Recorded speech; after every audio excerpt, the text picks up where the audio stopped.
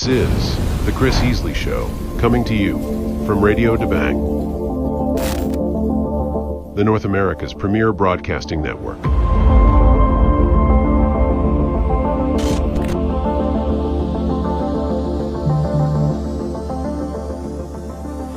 Hey, this is Chris Heasley with The Chris Heasley Radio Show. And on tonight's show, we'll be covering Fort Bend County, all things Fort Bend. And we have two candidates for local office in our studio tonight who are going to discuss those things with us. Tonight we have John Plassett, who is a candidate for JP Court Precinct 3. How are you doing tonight? Very good, Chris. Good. Thank you for the opportunity to be here. Thank you for finally coming on the show. I'm glad we can finally sit down and have a good conversation. I think we're going to get into a lot of really interesting things in Fort Bend. It's going to be a good night. And we have Adam Schoof, candidate for County Commissioner Precinct 3. Precinct 4, I'm sorry. Precinct 4, Okay. yes, sir. Okay, good deal. And how are you doing tonight? Oh, I'm doing amazing. Good. Thanks for having me, Chris. Can't wait to hear about your campaign. It's very exciting. Oh, thank you. Yeah. So, John, tell us about yourself. Well, 68 years old. Mm-hmm. I'm married with children, with grandchildren, 9 grandchildren. When we get together, we call it Holy Chaos because that's exactly what it is. I'm running for Justice of the Peace, Precinct 3. Actually, it's going to wind up being Place 1 of Precinct 3. Judge Ken Kanata was appointed by the commissioners in Fort Bend County to fill a position in Place 2 in Needville. So I'll be running for the Sugarland office. Who currently holds that seat? Sonia Rash, which is a Democrat.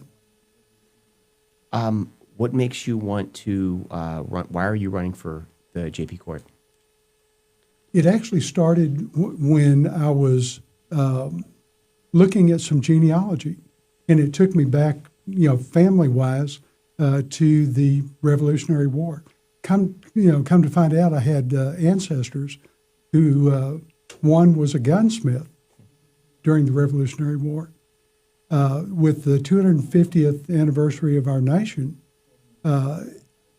it started a process of me thinking about what have I done, what can I still do, and how I can use my talents to still serve the people, because in some way or another, I've served people since I was 19 when I went to work for the Fort Bend County Sheriff's Office.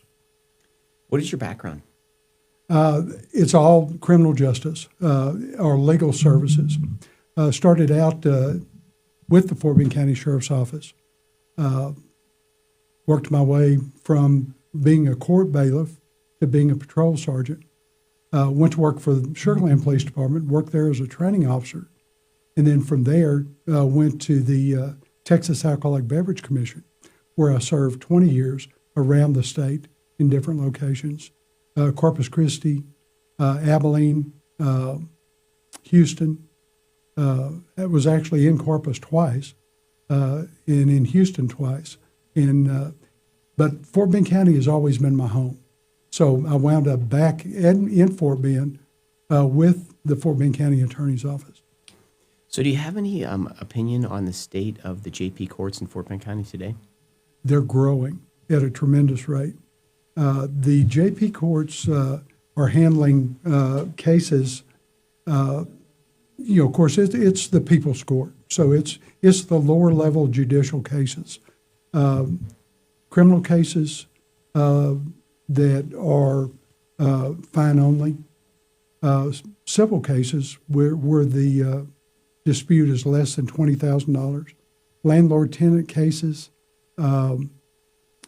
mental health orders, emergency detention orders, that sort of thing.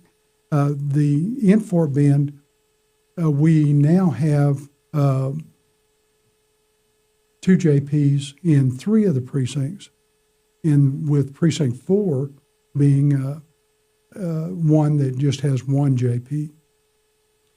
What's the how efficient are the courts today? They're not as. I don't think they're as efficient as they could be. The judge sets the tone. If the judge is conscious of his job and pushes the court to move the cases, to have a good case flow management, it helps everybody. When cases are delayed, and I've heard this many times, when cases are delayed, things have a tendency to go wrong. People lose things, people forget things, and it's an injustice to everyone. Are cases delayed today, or are they moving quite well?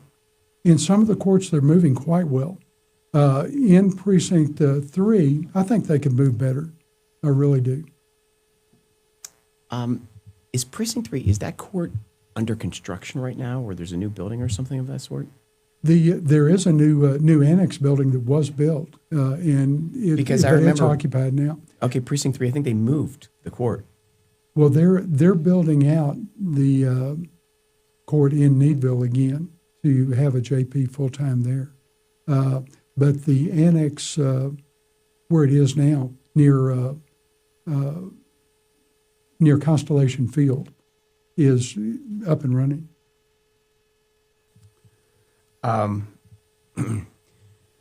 So, what if you were to win for the JP court? Tell me your vision of how the court would run under your guidance.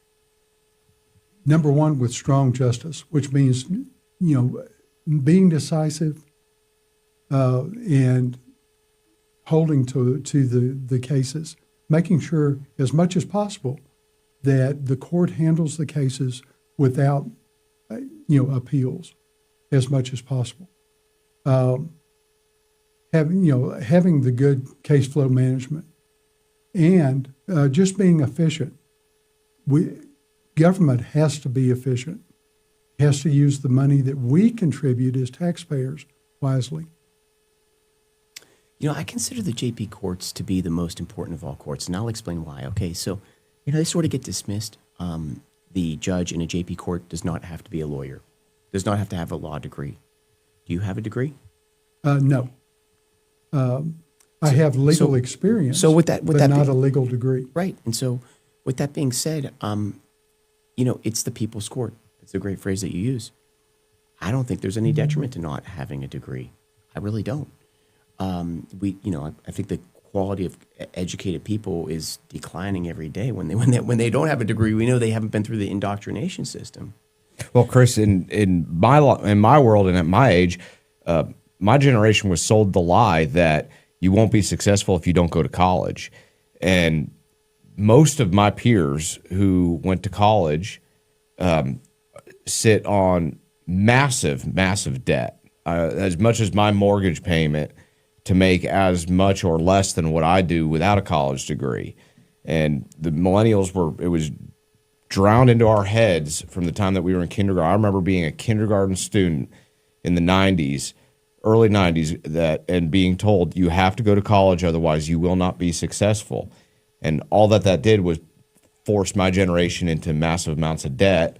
And 80% of all people, all millennials with college degrees, don't hold career or jobs in their field of study anyway. I mean, if you go get the college degree, those are critically productive years where you could be building a business. So you could be building, for example, an insurance business or a real estate business. You're living at home, your expenses are low, you can be more entrepreneurial and just grow and save. I think that people have to think twice about getting a degree these days. Absolutely. Not to mention, I've noticed, especially in my line of work in education, more of a philanthropy. A lot of times, those with doctorates tend to overcomplicate very simple problems. That's a great way to put it. But getting back to the JP court, it's the court where it's really the people's court, and I think it's the most important court because it's a court where you don't have to have an attorney; you can represent yourself, and oftentimes people do, and they will win even when going up against an attorney. And so, if it doesn't cost as much to go there. I just think it's a really critical court to the community, and it doesn't get the respect it should. I agree. Having credentials, I think, are very important sometimes. Having a knowledge base and experience, and above all, wisdom. If you can acquire wisdom, then that's half the battle. So, okay, let's talk about how you would interpret cases that come in front of you. My background is law enforcement. Law enforcement is used to taking a set of circumstances, looking at it from the lens of law, and determining an action. And that's exactly what a judge does every day. Police officers do it many, many times a day. You just taking regular circumstances, applying the law. And then the lawyers overcomplicate it. Sometimes. Yes, I agree. I don't know. I guess that's it. I'm trying to think if there's anything else. I want to talk. We'll get more into your police work in a bit. I want to talk to Adam a little bit, Sure. because I know he also comes from a law background. But tell us about yourself, Adam. Tell us what you're running for. Well, my name's Adam Schoaf. I'm running for County Commissioner in Precinct 4, Fort Bend. But essentially, my career started at 11 years old when I discovered that I really liked airplanes and flying airplanes. I bugged my parents over and over again, hey, let me take a flight lesson. Let me take a flight lesson. On my 11th birthday, Mom and Dad finally gave in. They thought that would shut me up. But quite contrary, all I discovered is that I could take these green things called dollars and trade them for avgas and flight instruction. And so I started taking flight lessons at 11 years old, and I pushed a lawnmower in every yard that I could in order to fund my, I'll call it an aviation addiction, jokingly. And that turned into, I soloed, and I did my first solo when I turned 16. First time flying an airplane by myself. And then I went to the DMV and got my driver's license. And while I was in high school, I had to wait till I was 17 to get my pilot's license. And in the meantime, I went through a college technical education career technical education program that was the Fire Academy. And I got certified as a firefighter while I was in high school, and did some really amazing fire department internships in the wildland firefighting world of California. And then I got my private pilot's license, and 2008 market crash was going on. Nobody was hiring anybody, and I knew that I wanted to serve in the military since a young age, since I watched the towers fall on 9/11. And I enlisted in the Army as a MP, military policeman, and got stationed Fort Drum, New York. Served the soldiers of Fort Drum as a law enforcement officer for 4 years, and simultaneously I worked on an ambulance while I was an MP, and I was a volunteer fireman. And from there, continued my aviation ratings, and still fly to this day. Got out of the military, moved right here to Fort Bend County, where I started my career in Fort Bend as a law enforcement officer for the city of Needville, actually. And I was a police officer for the city of Needville, while simultaneously I was a firefighter for the Needville Fire Protection District. And I continued to advance my career in law enforcement. And my daughter got into school age, and I started getting very attentive on the education system and what was going on with her in school. And I decided after the 2023 bond for the Fort Bend Independent School District, my property taxes shot up dang near $1,000 a month, and I wasn't liking the return that I was getting in the neighborhood or in the area that we were living in for my daughter's education. I decided I was going to run for office. I ran to be a trustee on the Fort Bend Independent School District, and I won my race. And I've held my seat for about 2 years, almost 2 years. And my first year in office, I was able to save us $40 million in that bond problem in construction costs by nickel and diming our construction companies with their projects, figuring out how much each component is costing, and using the analogy of, well, how come we're paying X amount when I can go down to Home Depot and buy the same part for a lot cheaper.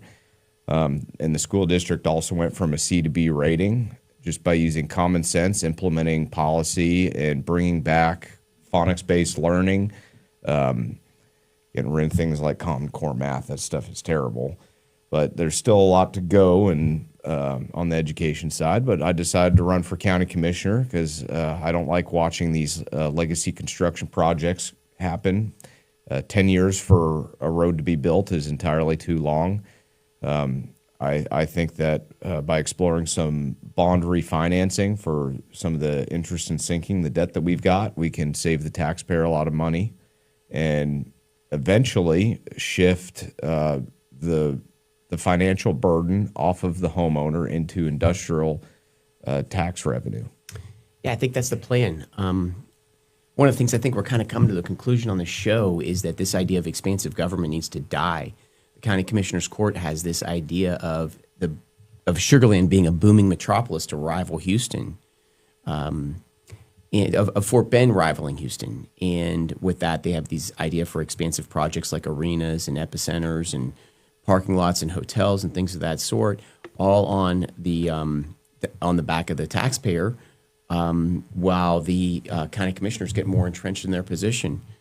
And of course, I don't agree with that growth. Nobody's challenging them with that today. But what the growth I do agree with is industrial parks, expansion of rail lines, things of that sort. But yeah, I think that's kind of like the issue in Fort Bend County today. Absolutely. It's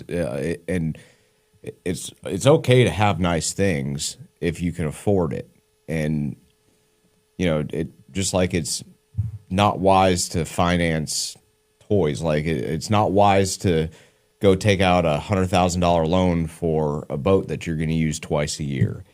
And I mean, plain and simple, Fort Bend County it's a bedroom community, and the residential homeowner bears the burden almost entirely of the tax base in this county. Yep. Okay, guys, we're going to talk about our featured product real quick. It is the LifeWave X39 patch. The LifeWave X39 patch. And what this patch is, it's right here on my wrist. This is incredible technology. So what this technology does, and this is going to sound too good to be true, but what it does, it reverses the age of your heart by up to 8 years. With 6 months of using this patch, it reverses the age of your heart by up to 8 years. It does this by stimulating your through phototherapy. It awakens dormant stem cells. This is a proven technology. It reverses the age of your heart by up to 8 years with 6 months of use. It doesn't anti-age. It doesn't slow age. It reverses age. And so sounds like almost unbelievable, but the clinical trials are done. The legal filings are in. It is a proven fact that it achieves this. Now, what does that mean? So you reduce the age of your heart. What does that do? What does that do for you externally? Well, it extrapolates in all different ways for different people, but generally speaking, everyone gets better. You get healthier in one way or another. You have more energy, or you have hair grow back in places it didn't, or you have that lower back pain go away. It is an incredible technology. One thing it does for all of us is it makes us all look younger, considerably younger by almost a decade. It's the LifeWave X39 patch. Very affordable, $100 a month for 30 patches. You put it on for 12 hours a day. What it does is it reflects light into your body, which triggers the copper peptide and awakens dormant stem cells. Incredible technology. To get the order link or to learn more, text Patriot to 330-606-2304. All right, so tell us about your work experience in the police departments. Well, I'm a patrol guy. I like, and if I win this race, unfortunately, I'd have to step away from law enforcement. But I like being on the streets, talking to people, chasing bad guys, finding large. I've had some very good narcotic seizures in my career. I used to really enjoy getting intoxicated drivers off of the road. I've got a passion for crash investigation and getting into the technicalities of major collisions. But essentially, I like face-to-face interactions and really getting to know your community and being well intertwined with the community and a member of it. And John, you also have police work experience, is that right? Yes, sir. Tell us about that. I started out with the Fort Bend County Sheriff's Department. I was 19, worked as a court bailiff. I was too young to buy ammunition, but old enough to be a deputy sheriff. And wore a gun, right? Yes, sir. Worked my way into patrol, and then as a patrol sergeant with the sheriff's office. Moved to Sugar Land PD, and from there to the Alcoholic Beverage Commission. My route was more investigative and more towards what I really enjoyed was a white-collar crime. Later on, I became a certified fraud examiner. And if I was starting out in my career right now, it would be with that because there is so much fraud there. In private business, corporate world, all over the place. We hear about it every day. Tell us some stories. Corpus Christi, when I got there, I walked into a bar. In the bar was a guy that I had arrested in Fort Bend County. He had moved up from marijuana to cocaine and had bought into the bar to launder money. And from my recognition of him, we wound up working some federal cases with IRS on where the money was coming from, that was being laundered, and then where it was going to. Very So interesting. it's an interesting process. Yeah, tell us what your interesting stories are from the police world. Well, I one time got a call for a burglary of motor vehicle in progress and somebody breaking into a car, and rush over there. And this is probably the craziest police story that I had because it turned into a bunch of arrests, and it just goes to show how small little things and doing your job right leads to bigger fish to fry. But get over there, and a group of kids were breaking into a car, and one of the kids I located, get him in handcuffs, put him in the back of the patrol car, and two other guys had gone out and located two other kids, and while they were the owners of the car, they apprehend them, so to speak, which it turned out later they unlawfully restrained them. But they were breaking into the car because the guy who owned the car was a drug dealer. He sold narcotics, and these kids figured out that his process was, because he didn't want to be caught with the drugs, he would leave the drugs in the glove box, and then the buyer would show up to his house, take the drugs out, put the cash in the car. And essentially, these kids, they figured that out, and they would wait for the cash to come, and then they would steal the cash out of the car. And well, this guy caught them, and he did what you could expect a drug dealer to do when you steal his money, and two of the kids got away with the cash. Well, that turned into, we arrested the drug dealer for unlawful restraint and the other guy who owned the house for unlawful restraint. And, well, we had their cell phones in evidence, or not in evidence, but we took their property, and this one guy said that, I want my cell phone to be left with the drug dealer's wife. And so we left the cell phone with the drug dealer's wife.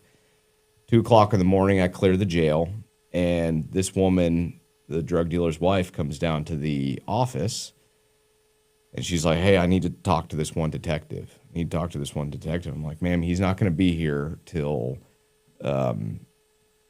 till tomorrow. She's like, I need him here now.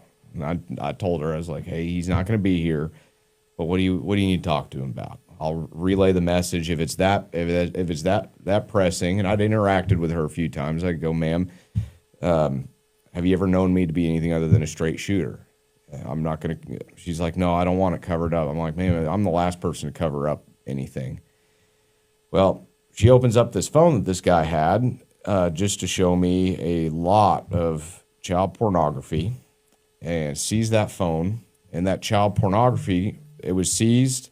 We ended up getting search warrants for all of this guy's electronic devices, where it just kept snowballing. It was so much of this, the worst stuff you could ever see in your life.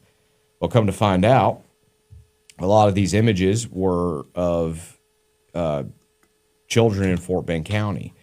And it turned, that one single case ended up turning into probably 12 or 15 other indecency with a child cases.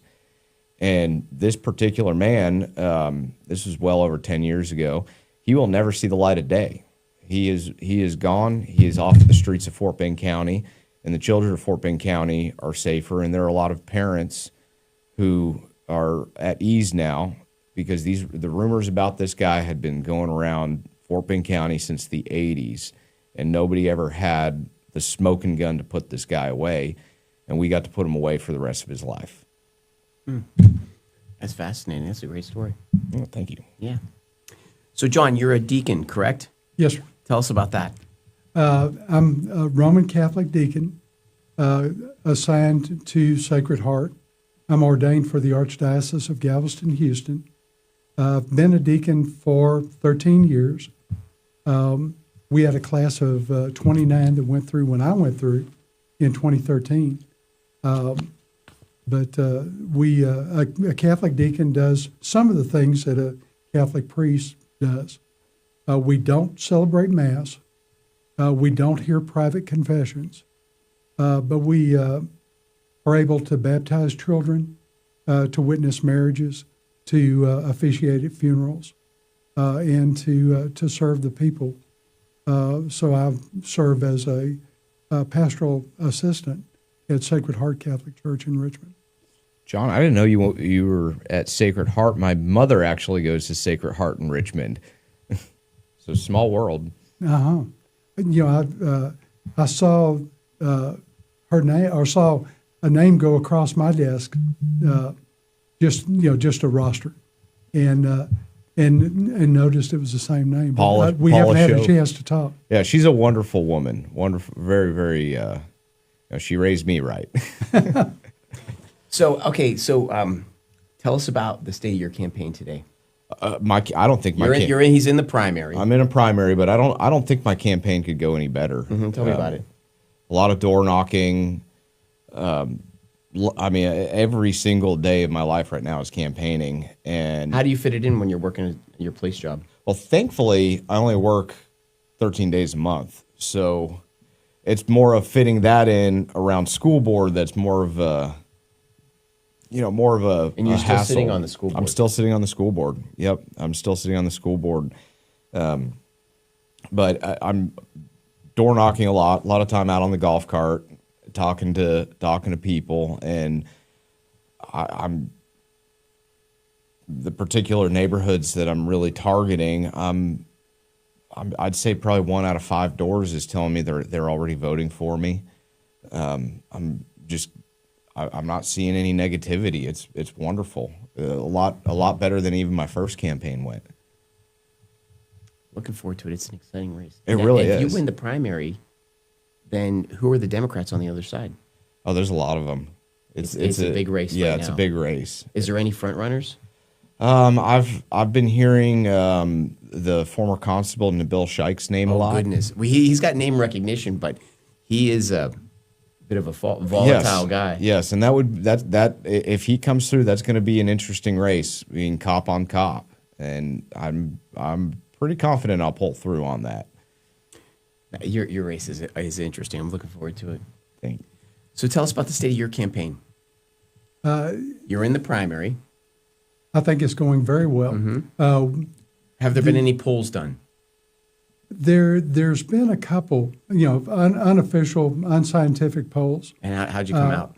On both the polls that I've seen, I came out number 1. There's 3 of us in the race, but it's going to be interesting.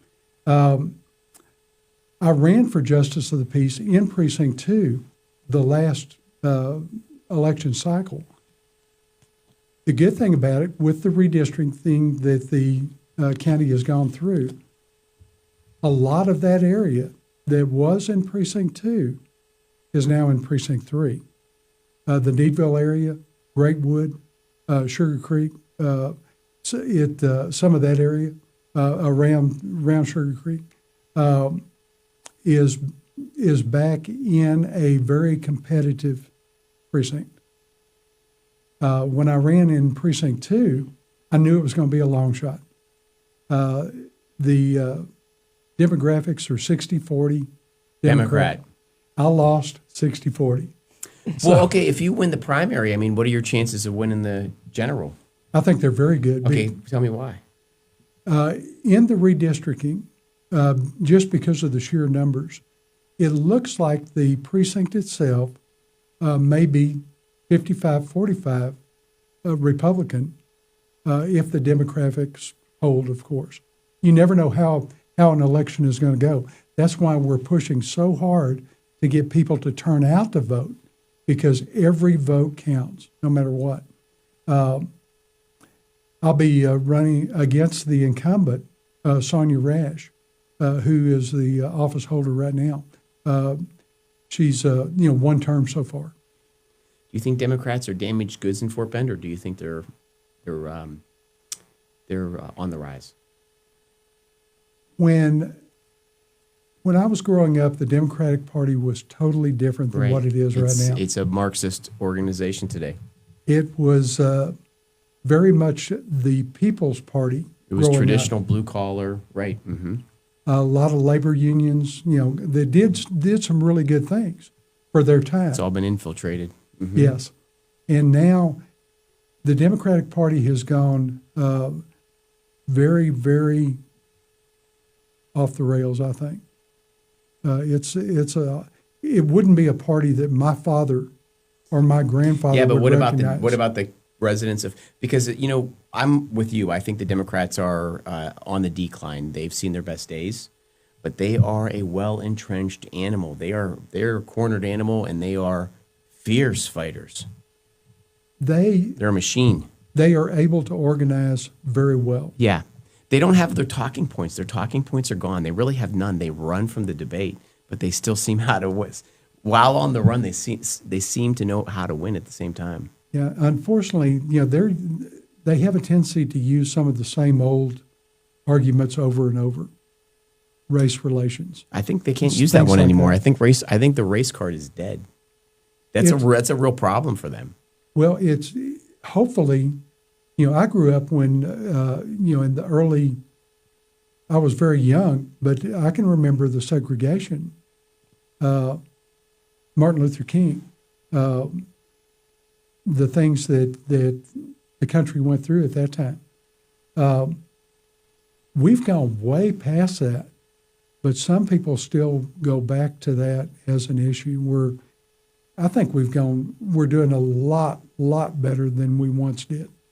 Well, what I think is on the rise is generational politics. The millennial and Gen Z generations, they're, like we're the highest tax property owners are millennials. And everybody skipped over my generation in politics. We were just kind of looked at as a lost cause from the beginning, and I'm seeing in my campaign, I'm seeing people more my age that are willing to vote against their own party lines, just because, my generation and younger doesn't really have a voice in politics yet. So everybody's playing identity politics, and everybody's missing generational. Well, I think what happened is I would describe the current generation like this, where before the Obama Democrats were the coolest kids in school. They were the ones that they wanted to be associated with that brand. They talked like him. They used the same verbiage, all that stuff.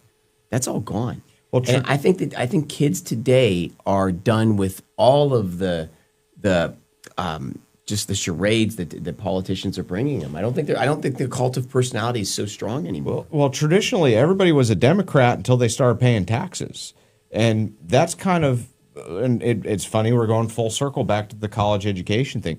That whole thing goes back to, we were sold the lie that you have to go to college to be successful. And then the majority of my generation is up to their eyeballs in student loan debt. And they're not even in the situation to be able to pay property taxes because they can't afford to own a home. Yeah. I feel like, yeah, I mean, they get in their most formative years, they go and take $100,000 in debt for a college degree that's becoming more meaningless every day. But at the same time, the college enrollments are packed to the gills. To the gills, and you've got all kinds of people that are my age and younger who got degrees in what I jokingly call underwater basket weaving, that they get out and go to enter the workforce, and there's no six-figure job waiting for them at the end of their bachelor's. It's not there. And all these research degrees that only qualify you to get hired by a university, and it keeps them in the education circle. And, you know, without pursuing education in your STEM topics, or your engineering, medical, technology, you know, everything else, there's no guarantee for a job. But my generation was lied to by the education system, saying that, no, you have a 4-year degree. That means that you're qualified to make six figures. Yeah. Okay, well, tell us where we can learn more about your campaign. Where? Facebook. Facebook's the main spot for my campaign. I do have Give the name of the page. Adam Shove. Just anybody can add my Facebook.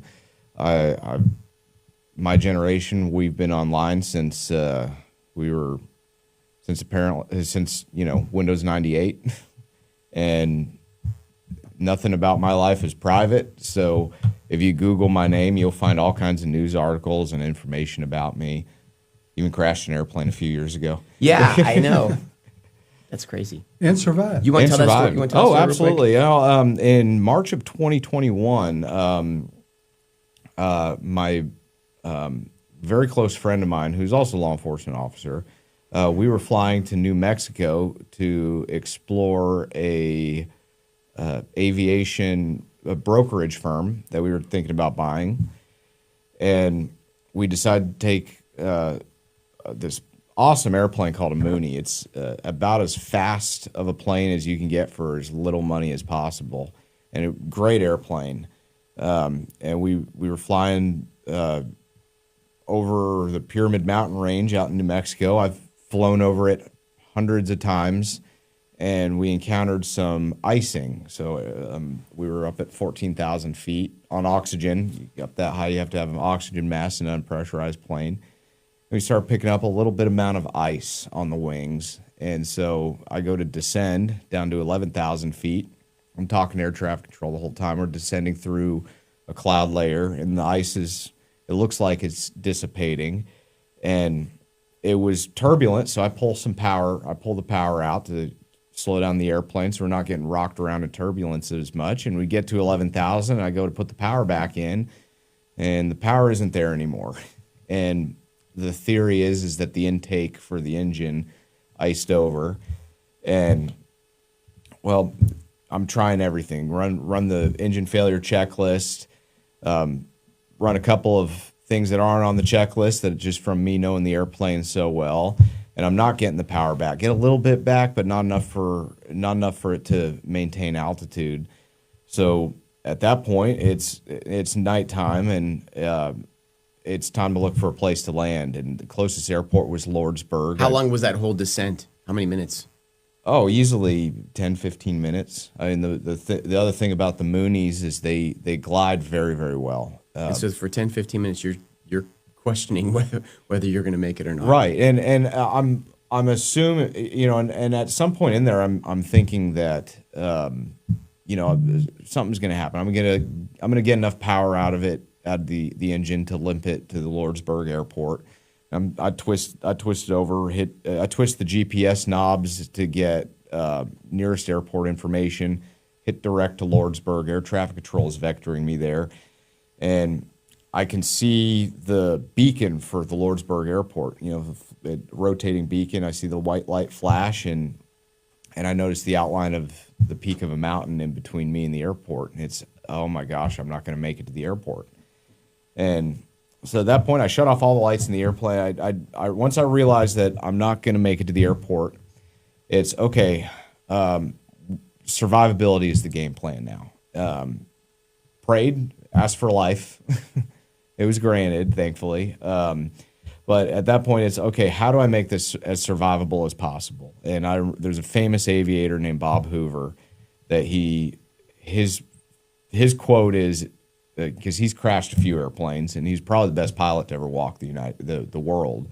And his quote was, "If you're going to crash a plane, fly the airplane all the way into the crash."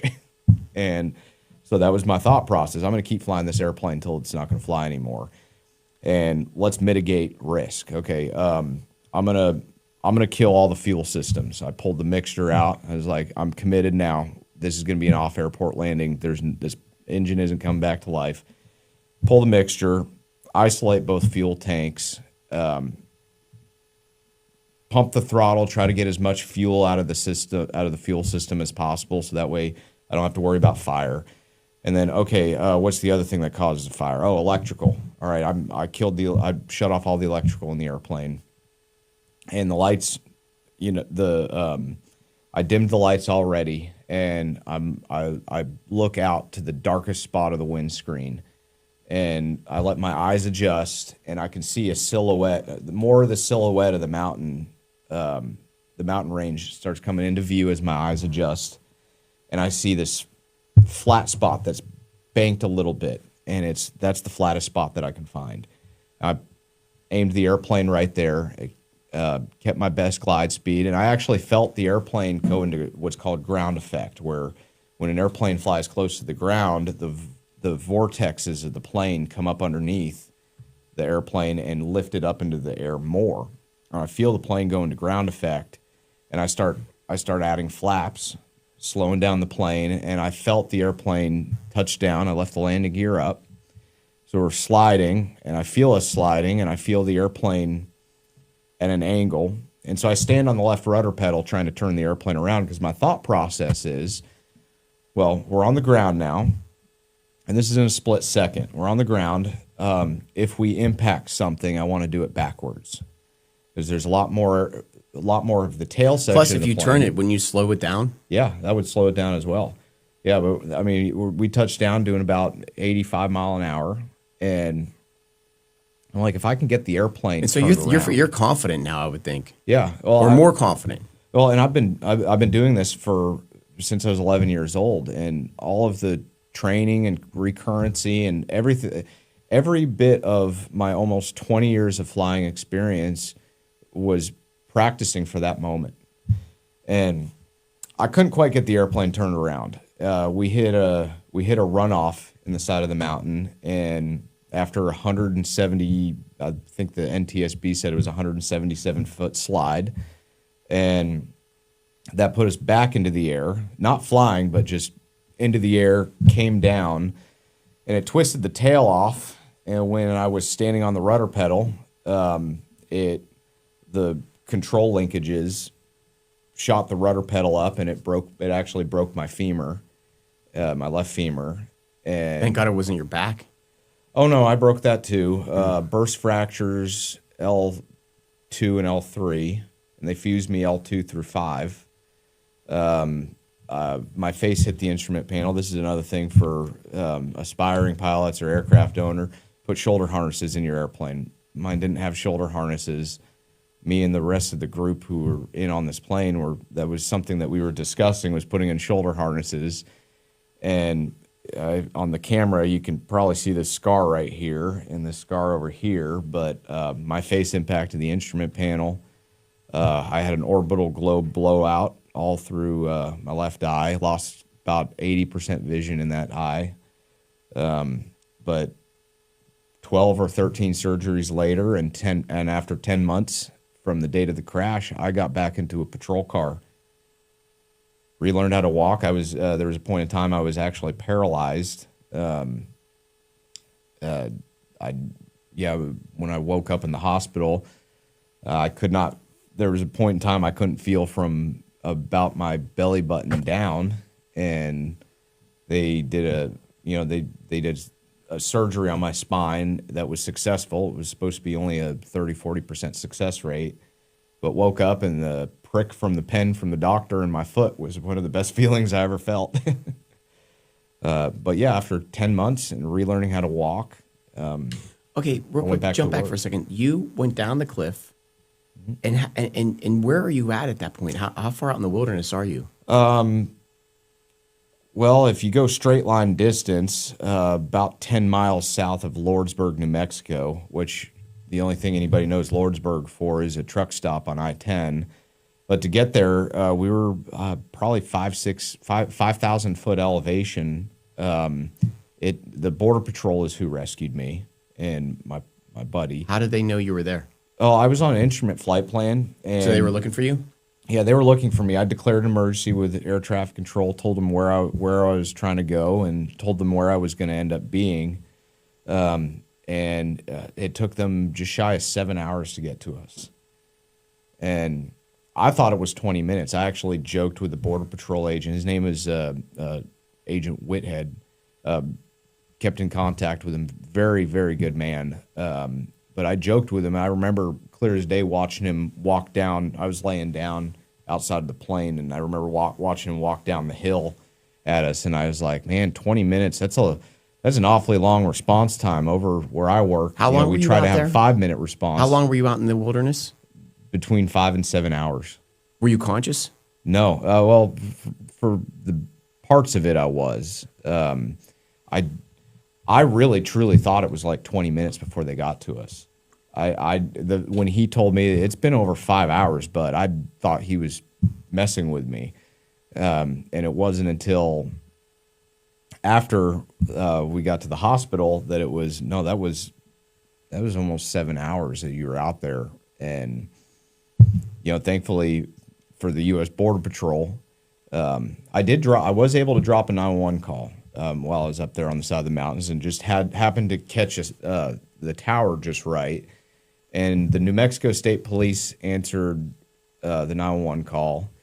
Come to find out later on, the New Mexico State Police went off duty after receiving that call, and the Border Patrol picked it up and still went out into the wilderness. And this is something I didn't know about the Border Patrol, which is absolutely amazing. These guys are top notch.